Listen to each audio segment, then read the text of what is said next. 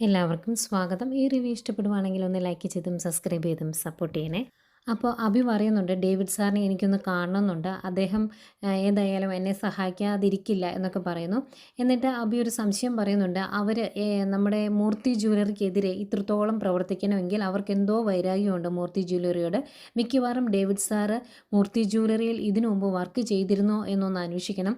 അങ്ങേരെയും എന്നെപ്പോലെ അവിടുന്ന് ഇറക്കി വിട്ടതിൻ്റെ വൈരാഗ്യമാണോ ഇപ്പോൾ തീർക്കുന്നത് എന്ന് അറിയാലോ എന്നൊക്കെ ഇങ്ങനെ അഭി പറയുമ്പം നവ്യ പറയുന്നുണ്ട്, ഡേവിഡ് സാറ് ജനിച്ചതും വളർന്നതും എല്ലാം ദുബായിലാണ് എന്നാണ് പറഞ്ഞത്. അപ്പോൾ പിന്നെ അങ്ങനെ ഒരു കാര്യം ഉണ്ടാകില്ലല്ലോ എന്ന് നവ്യ പറയുമ്പം ഏതായാലും അവർ ഈ ഫീൽഡിലേക്ക് ഇറങ്ങിയേക്കുന്നത് എല്ലാം പഠിച്ചുകൊണ്ട് തന്നെയാണ്. അത് മൂർത്തി ജ്വല്ലറിക്ക് ഒരടിയാണ്. അവർക്ക് നല്ല രീതിയിൽ നഷ്ടം സംഭവിക്കാൻ പോകുന്നേ ഉള്ളൂ ഇനി എന്നൊക്കെ അഭി പറയുന്നുണ്ട്. എന്നിട്ട് ഫോൺ എടുത്തിട്ട് അലാറം വെക്കട്ടെ, 3 മണിക്ക് എഴുന്നേറ്റില്ലെങ്കിൽ ശരിയാകുകയില്ല എന്ന് പറയുമ്പം നവ്യ ചോദിക്കും, അലാറം വെക്കുന്നോ 3 മണിക്കോ? അതെന്തിനാടാന്ന് ചോദിക്കുമ്പോൾ, അല്ല രാവിലെ എഴുന്നേറ്റ് ബ്രാഹ്മ മുഹൂർത്തത്തിൽ എന്തെങ്കിലും ചെയ്താൽ അതിന് ഫലം ഉണ്ടാകുമെന്ന് കേട്ടു, അതുകൊണ്ടാണെന്ന് പറയുമ്പം ഒരു ജോലിയും കൂലിയില്ലാത്ത നീ രാവിലെ എഴുന്നേറ്റ് എന്നാ ചെയ്യാൻ പോവുക എന്ന് ചോദിക്കും. അന്നേരം അഭി പറയുവാണ്, രാവിലെ എഴുന്നേറ്റ് കുറച്ച് എക്സസൈസും മെഡിറ്റേഷനും ഒക്കെ ചെയ്യാൻ പോവുകയാണ് എന്ന്. അന്നേരം നവ്യ, ആഹാ നീ നന്നാകാൻ തീരുമാനിച്ചോ എന്ന് ചോദിക്കുമ്പോൾ, ഞാൻ നന്നാകാൻ എന്നേ തീരുമാനിച്ചതാണ്, പക്ഷേ അപ്പോഴല്ലേ എനിക്ക് ഈ തിരിച്ചടികളൊക്കെ ഉണ്ടാകുന്നത്, അതാ എൻ്റെ സങ്കടം എന്ന് പറയുവാണേ. അന്നേരം നവ്യ പറയുന്നുണ്ട്, നീ അതൊന്നും ഓർത്ത് വിഷമിക്കേണ്ട, നമ്മുടെ കാര്യവും ശരിയാകും, നമുക്കും നല്ല കാലം വരും. ഏതായാലും ജ്വല്ലറിയിലെ ആ ഡേവിഡ് സാറിനോട് പറഞ്ഞു കഴിഞ്ഞാൽ നമ്മുടെ എല്ലാ കാര്യങ്ങൾക്കും പരിഹാരം ഉണ്ടാകും എന്നൊക്കെ പറയുമ്പോഴേക്കും ഭയങ്കര സമാധാനമാകുന്നു അഭിക്ക്. നവ്യ പോയി ഡോറൊക്കെ ക്ലോസ് ചെയ്തിട്ട് വന്നു കഴിയുമ്പോഴേക്കും അഭി നവ്യനെ ചേർത്ത് പിടിച്ചിട്ട് പറയുവാണ്, ഏതായാലും ഈ ഒരു പ്രതിസന്ധിയിലും എന്നോടൊപ്പം ശക്തമായിട്ട് നിൽക്കാൻ നീ ഉണ്ടല്ലോ, നിന്നെപ്പോലെ ഒരു ഭാര്യയെ കിട്ടിയതാണ് എൻ്റെ ജീവിതത്തിലെ ഏറ്റവും വലിയ ഭാഗ്യം എന്നൊക്കെ പറയുമ്പോഴേക്കും നവ്യ പറയുന്നുണ്ട്, നിനക്ക് എന്ത് പ്രശ്നം ഉണ്ടായാലും നിൻ്റെ കൂടെ തന്നെ ഞാൻ നിൽക്കും, അതൊന്നും ഓർത്ത് നീ വിഷമിക്കേണ്ട എന്നൊക്കെ പറയുന്നു. ഭയങ്കര സന്തോഷത്തോടെ രണ്ടുപേരും കിടന്ന് ഉറങ്ങുന്നു. പിന്നെ കാണിക്കുന്നത് രാവിലെ 3 മണിക്ക് അലാറം അടിക്കുവാണ്. അന്നേരം ജലജ എഴുന്നേറ്റിട്ട് സങ്കടം പറയുക, പോയി കിടന്നത് 11 മണിക്കാണ്, ടെൻഷനൊക്കെ കാരണം ഒന്ന് ഉറങ്ങി തുടങ്ങിയപ്പോൾ 12:30 ഇതേ 3 മണിക്ക് എഴുന്നേക്കേണ്ടി വന്നില്ലേ, അതുകൊണ്ട് ഉറക്കം ശരിയായില്ല, അതിൻ്റെ സങ്കടമാണ് ജലജയ്ക്ക്. ജലജ പുറപുറുക്കുന്നുണ്ട്, കഴിഞ്ഞ ജന്മത്തിലെ ശത്രുക്കളാണ് ഈ ജന്മം മക്കളായിട്ട് ഉണ്ടാകുന്നത് എന്ന് പറഞ്ഞത് എന്ത് ശരിയാ, അവൻ്റെ തലവട്ടം കണ്ട് പിന്നെ എനിക്ക് സമാധാനം കിട്ടിയിട്ടില്ല എന്നൊക്കെ ഇങ്ങനെ ജലജ പറഞ്ഞുകൊണ്ട് എഴുന്നേറ്റ് വരുവാണ്. എന്നിട്ട് അബിയുടെ റൂമിൻ്റെ അങ്ങോട്ട് നോക്കിയിട്ട്, എഴുന്നേറ്റില്ലേ, ഇനിയിപ്പം എപ്പോൾ എഴുന്നേറ്റ് വരും പോലും എന്നൊക്കെ ഇങ്ങനെ പറഞ്ഞ് ദേഷ്യപ്പെട്ട് നിൽക്കുമ്പോഴത്തേക്കും അബി എഴുന്നേറ്റ് വരും. അന്നേരം എന്തേ എഴുന്നേറ്റത്, നിൻ്റെ ഭാര്യ കണ്ടോ എന്ന് ചോദിക്കുമ്പോൾ, അവൾ കണ്ടില്ല, അവൾ കിടന്ന് നല്ല കൂർക്കം വലിച്ച് ഉറങ്ങുക എന്ന് പറയും. അന്നേരം ജലജ പറയുന്നുണ്ട്, ഞാൻ ഇത് മൊത്തം അനുഭവിക്കേണ്ടി വന്നത് നീ ഒറ്റ ഒരുത്തൻ കാരണമാണ്, നിൻ്റെ സ്വഭാവ ഗുണം കൊണ്ടാണ് ബാക്കിയുള്ള ഇനി ഇവിടെ കിടന്ന് ഇങ്ങനെ പട്ടിപ്പണി എടുക്കേണ്ടി വരുന്നത് എന്നൊക്കെ പറയുവാണ്. അന്നേരം അബി പറയുന്നുണ്ട്, അതിന് ഞാൻ എന്ത് ചെയ്തിട്ടാമേ, എൻ്റെ സമയദോഷം അല്ലാണ്ട് എന്ത് ചെയ്യാനാ എന്നൊക്കെ പറയുന്നു. അത് കഴിഞ്ഞ് അവർ രണ്ടുപേരുടെ മുറ്റം പോയി തൂക്കുവാണേ. അബി വെള്ളം തളിച്ചു കൊടുക്കുന്നു, ജലജ മുറ്റും തൂക്കുന്നു. അന്നേരവും ജലജ അബിയെ ചീത്ത പറയുന്നുണ്ട്, നിൻ്റെ ഗ്രഹനില ശരിയല്ല, നീ ജനിച്ച പിന്നെ എനിക്ക് സമാധാനം കിട്ടിയിട്ടില്ല എന്നൊക്കെ പറഞ്ഞ് ഇങ്ങനെ ഓരോന്ന് പറയുവാണ്. എന്നിട്ട് പറയുന്നുണ്ട്, അബിക്ക് രാഹുവാണ്, അതിൻ്റെ തലയും വാലും കൊള്ളൂല, അപ്പം നടുഭാഗമായിരുന്നപ്പം വലിയ പ്രശ്നമില്ലാണ്ടങ്ങ് പോകുമായിരുന്നു അബി, ഇപ്പോൾ വാലുഭാഗമാണ്, അതായത് ആ സമയത്ത് ഭയങ്കര കഷ്ടപ്പാടായിരിക്കുന്നു, ആ സമയത്താണ് അബിയുടെ വിവാഹം നടന്നത്, അവളെ കെട്ടിയെടുത്തുകൊണ്ട് വന്നേ പിന്നെ നിനക്ക് സമാധാനം കിട്ടിയിട്ടുണ്ടോ എന്നൊക്കെ ചോദിക്കുന്നുണ്ട്. അങ്ങനെ പരിഭവം പറഞ്ഞുകൊണ്ട് രണ്ടുപേരുടെ മുറ്റമൊക്കെ തൂത്തുകൊണ്ടിരിക്കുവാണ്. അന്നേരം ദേവയാനിയും നയനങ്ങയുടെ ബാൽക്കണി വന്നിരുന്നത് കാണുന്നുണ്ട്. അബി ഇത് കണ്ടു കഴിയുമ്പോഴത്തേക്കും ജലജോട് പറയുന്നുണ്ട്, ഇതേ രണ്ടെണ്ണം മുകളിൽ നിന്ന് നോക്കുന്നുണ്ട്, വൃത്തിയായിട്ട് തൂത്തോ അല്ലെങ്കിൽ അടുത്ത പണി കിട്ടുമെന്ന്. അപ്പം ഇത് കണ്ട് ഭയങ്കര സന്തോഷം ദേവയാനിക്ക്. ദേവയാനി കുറച്ച് നേരം കണ്ടുകൊണ്ട് നിന്നിട്ട് നയനോട് പറയുന്നുണ്ട്, ഏതായാലും അവർ അത്രയും തൂത്തല്ലോ, മുകളിൽ പോയി കോലം ഇട്ടോ എന്ന്. അങ്ങനെ നയന കോലമൊക്കെ ഇടാനായിട്ട് അങ്ങോട്ട് പോകുന്നു. ഏതായാലും മുറ്റമൊക്കെ തൂത്തിട്ട് അബി കയറി വരും. കയറി വന്ന് കഴിയുമ്പം അവിടുത്തെ സ്റ്റോർ റൂം അബിയോട് വൃത്തിയാക്കാൻ ഉണ്ടായിരുന്നു. അബി വൃത്തിയാക്കിയത് ശരിയായില്ല, പല സ്ഥലത്തും മാറാലൊക്കെ ഇരിപ്പുണ്ട്. അതുകൊണ്ട് ദേവേന് പറയുവാണ്, അവിടെ കുറേ പഴയ വിളക്കുകളൊക്കെ ഇരിപ്പുണ്ട്, അതൊക്കെ തേച്ച് വൃത്തിയാക്കാൻ. എന്നാൽ ഇത് ഞാൻ ഇന്ന് തന്നെ ചെയ്യണോ അമ്മായി എന്ന് ചോദിക്കുമ്പോൾ, ഇന്ന് തന്നെ ചെയ്യണം, നല്ല തണ്ടും തടി ഉണ്ടല്ലോ, വേറെ ഒരു പണിയില്ലല്ലോ, അതുകൊണ്ട് മര്യാദയ്ക്ക് അതങ്ങ് ചെയ്യേ എന്ന് പറയുമ്പം നവ്യ ഇതൊക്കെ കണ്ടു കഴിഞ്ഞാൽ സംശയിക്കും. അവൾ ഓരോന്ന് ചോദിക്കുമ്പോൾ ഞാൻ എന്ത് മറുപടി പറയും അമ്മായി എന്ന് ചോദിക്കുക. അന്നേരം ദേവേന് പറയുന്നുണ്ട്, നല്ല നീളമുള്ള നാക്കല്ലേ, ഈ നാക്കുകൊണ്ടല്ലേ അവളെ വിവാഹം കഴിച്ചത്, ഈ നാക്കുകൊണ്ടല്ലേ പല പെൺകുട്ടികളെയും കറക്കി വീഴ്ചതും ചന്തുമോളുടെ അമ്മയ്ക്ക് ഈ ഗതി ഉണ്ടാക്കിയതും എല്ലാം, അതുപോലെ നീ അവളെ അങ്ങ് ഡീൽ ചെയ്താൽ മതി എന്ന് പറഞ്ഞിട്ട് ദേവേനി പോകുമ്പം വിളക്കെടുത്ത് അടിക്കണം തുടങ്ങുവാണ് അബി. ഈ സാധനത്തിനൊക്കെ ഈ വിളക്കൊണ്ട് അടിച്ചങ്ങ് തീർക്കണം എന്നൊക്കെ പറയുന്നുണ്ട് ദേഷ്യത്തോടെ. പക്ഷേ നേരെ കാണിക്കാൻ പറ്റത്തില്ലല്ലോ. അത് കഴിഞ്ഞ് വിളക്കെല്ലാം എടുത്തുകൊണ്ട് വന്ന് പുറത്തിരുന്ന് തേക്കുവാണ്, നല്ല സ്വർണ്ണം പോലെ തിളങ്ങണം എന്നാണ് ദേവയാനി പറഞ്ഞേക്കുന്നത്. അന്നേരം വിഷമിച്ചിങ്ങനെ തേക്കുമ്പം അങ്ങോട്ടേക്ക് ജലജ വരും. എന്നിട്ട് ഇത് എന്നതാടാ ഈ ചെയ്യുന്നത് എന്ന് ചോദിക്കുമ്പോൾ ഇതെല്ലാം തേച്ച് വൃത്തിയാക്കാൻ എന്നോട് പറഞ്ഞു. ഞാൻ സ്റ്റോർ റൂം വൃത്തിയാക്കിയത് ശരിയായില്ല, അവിടെ ഇവിടെയൊക്കെ മാറാലിരിപ്പുണ്ടെന്ന്. എനിക്കിതൊന്നും ശീലമില്ലല്ലോ, അതുകൊണ്ടല്ലേ, അതിനുള്ള ശിക്ഷയായി എനിക്ക് ഇത് തന്നത് എന്ന് പറയുമ്പോൾ നല്ല കാര്യം, അങ്ങ് മൂർത്തി ജ്വല്ലറി പോയി ജോലി ചെയ്യേണ്ട ഒരുത്തൻ വീട്ടിലിരുന്ന് പാത്രം തേക്കുന്നു.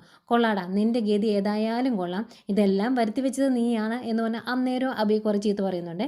അന്നേരം അബി പറയുക ജലജയുടെ അമ്മയുടെ ജോലിയൊക്കെ തീർന്നു, എങ്കിലും എന്നെ ഒന്ന് സഹായിക്കാവോ എന്ന്.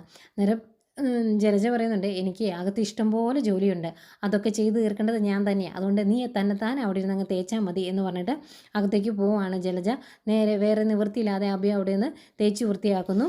അതിനിടയ്ക്ക് അബി പറയുന്നുണ്ട്, ഇവിടെ വലിയൊരു ദുരന്തം വരാൻ പോവല്ലേ, അതിനു മുമ്പ് ഇതൊക്കെ സഹിച്ചേ പറ്റുള്ളൂ എന്ന് പറയുമ്പോൾ ജലജ ചോദിക്കും, ആർക്കാടാ ദുരന്തം വരുന്നതെന്ന്. അന്നേരം അബി പറയുന്നുണ്ട്, ഇവിടെ ഉള്ളവർക്ക് തന്നെ, ഒരുത്തൻ മുമ്പേക്ക് പോകുന്നില്ലേ, തോറ്റ് തുന്നം പാടി അവൻ തിരിച്ചു വരും, നോക്കിക്കോ എന്ന് പറയുമ്പോൾ ജലജ പറയും, ഈശ്വരനെ വിചാരിച്ച് നീ അവൻ തോക്കുമെന്ന് പറയരുത്, നീ എന്ത് പ്രാർത്ഥിക്കുന്നോ അതിൻ്റെ ഓപ്പോസിറ്റ് നടക്കുള്ളൂ, അതുകൊണ്ട് അങ്ങനെ നീ പറയണ്ട, അവൻ ജയിക്കുമെന്ന് പറ, അങ്ങനെയെങ്കിൽ അവൻ തോക്കുന്നൊന്ന് കാണാലോ എന്ന് പറഞ്ഞ് കളയാക്കുന്നുണ്ട്.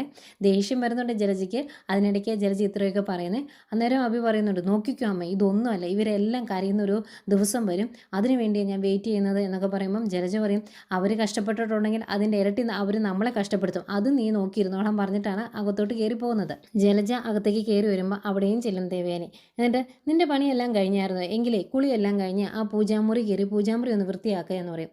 അന്നേരം ജലജ, അത് ഞാൻ ഇന്നലെ വൃത്തിയാക്കിയതാണല്ലോ എന്നിങ്ങനെ വിഷമത്തോടെ പറയുമ്പോൾ, അതെ നീ ഇന്നലെ വൃത്തിയാക്കി, ഇന്ന് പോയി അവിടുത്തെ പൂവൊക്കെ ഒന്ന് എടുത്ത് മാറ്റി ആ തട്ടമൊക്കെ ഒന്ന് വൃത്തിയാക്കി വയ്ക്കുക, ഞങ്ങൾ പൂജാമുറിയിലേക്ക് വരുമ്പോൾ, അതായത് നയനയും ദേവയാനിയും ഒക്കെ പൂജ ചെയ്യാനായിട്ട് വരുമ്പം എല്ലാം വൃത്തിയായിരിക്കണം, ഭഗവാന്മാരുടെ മുന്നിലെ പഴയ മാലയൊക്കെ എടുത്ത് മാറ്റി പുതിയ മാലയൊക്കെ ഇട്ട് അതുപോലെ പൂവൊക്കെ പൂജയ്ക്കുള്ളതൊക്കെ എടുത്ത് വെച്ച് എല്ലാം റെഡിയാക്കിയേക്കണം എന്ന് പറയുന്നു. ജലജയ്ക്ക് നല്ല ദേഷ്യം വരുന്നുണ്ട്. അന്നേരം അത് ചെറിയ ജോലിയല്ലേ, ഏട്ടത്തിക്ക് വേണമെങ്കിലും ചെയ്യാലോ എന്ന് പറയുമ്പോൾ, അത് ചെറിയ ജോലിയാണ്, നീ ചെയ്താൽ പെട്ടെന്ന് തീരും, അതുകൊണ്ടാണ് നിന്നോട് പറഞ്ഞത് എന്ന് പറയും.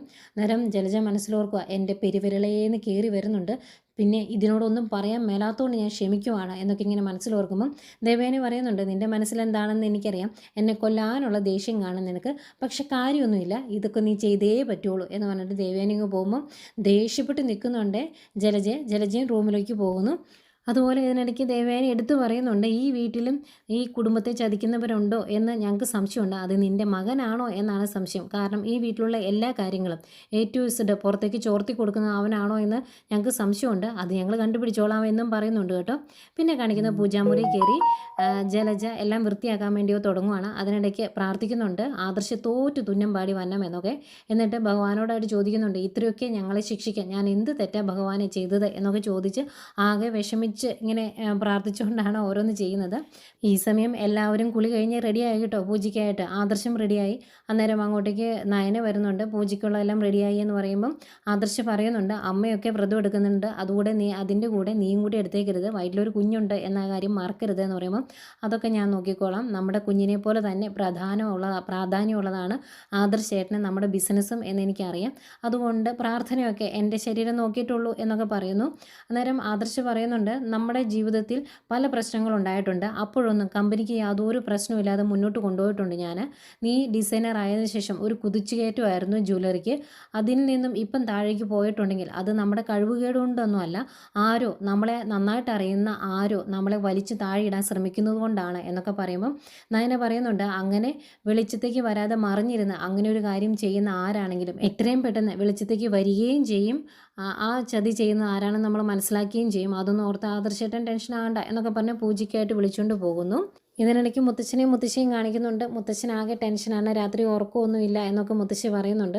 അന്നേരം മുത്തശ്ശൻ പറയുന്നുണ്ട്, നമ്മളെ ആരോ ചതിക്കുന്നുണ്ട്, അതാരാണ് എന്നറിയത്തില്ല, ബിസിനസ് ഇനിയും താഴേക്ക് പോയാൽ ശരിയാകുകയില്ല, അതുകൊണ്ടാണ് ഉറക്കം വരാത്തത് എന്നൊക്കെ പറയുമ്പോൾ മുത്തശ്ശി ആശ്വസിപ്പിക്കുന്നുണ്ട്, എല്ലാം ശരിയാകും എന്ന് പറഞ്ഞ്. അന്നേരം മുത്തശ്ശൻ പറയുവാണ്, രാവിലെ എഴുന്നേറ്റ് പത്രം എടുത്തപ്പം പത്രത്തിൻ്റെ ഫ്രണ്ട് പേജ് മൊത്തം AN ജ്വല്ലറിയുടെ പരസ്യമാണ്, അതിൽ സ്വർണ്ണം അണിഞ്ഞ് നിൽക്കുന്നത് നവ്യയും, അതൊക്കെ കാണുമ്പോൾ മനസ്സിന് ഭയങ്കര വിഷമമാണ് എന്ന് പറയുമ്പം മുത്തശ്ശി പറയുന്നുണ്ട്, അവളും ഇപ്പോൾ ഭയങ്കര സന്തോഷത്തിലാണ്, പണം മാത്രമല്ല പ്രശസ്തിയും ഇപ്പോൾ വന്നല്ലോ, പുറത്തിറങ്ങുമ്പം ആൾക്കാർ തിരിച്ചറിയാനൊക്കെ തുടങ്ങി, അതിൻ്റെ സന്തോഷത്തിലാണ് അവൾ എന്ന് പറയുമ്പം മുത്തശ്ശൻ പറയുന്നുണ്ട്, തിരിച്ചറിയുക മാത്രമല്ല ഇനി ആൾക്കാർ സെൽഫി എടുക്കാനൊക്കെ അടുത്തുകൂടും, കുടുംബത്തോട് കൂറില്ലാത്ത പെൺകുട്ടികളെ സംബന്ധിച്ച് ഇതൊക്കെ ഭയങ്കര കാര്യമാണ് എന്ന് മുത്തശ്ശൻ പറയുമ്പോൾ മുത്തശ്ശി പറയുന്നുണ്ട്, നവ്യയുടെ ചില സമയത്തെ സംസാരം കേൾക്കുമ്പം എല്ലാ സത്യവും തുറന്നു പറഞ്ഞാലോ എന്ന് വരെ എനിക്ക് തോന്നിയിട്ടുണ്ട് എന്ന്. അന്നേരം മുത്തശ്ശൻ പറയുന്നുണ്ട്, ഒന്നും പറയണ്ട, ആ ഒരു കാര്യം തുറന്നു പറയാൻ ആദർശും നയനമോളും തയ്യാറാകാത്തോടത്തോളം കാലം നമ്മളായിട്ട് ഒന്നും പറയണ്ട, മറിഞ്ഞിരിക്കുന്നതൊക്കെ മറിഞ്ഞു തന്നെ ഇരിക്കട്ടെ എന്ന് മുത്തശ്ശൻ പറയുന്നു.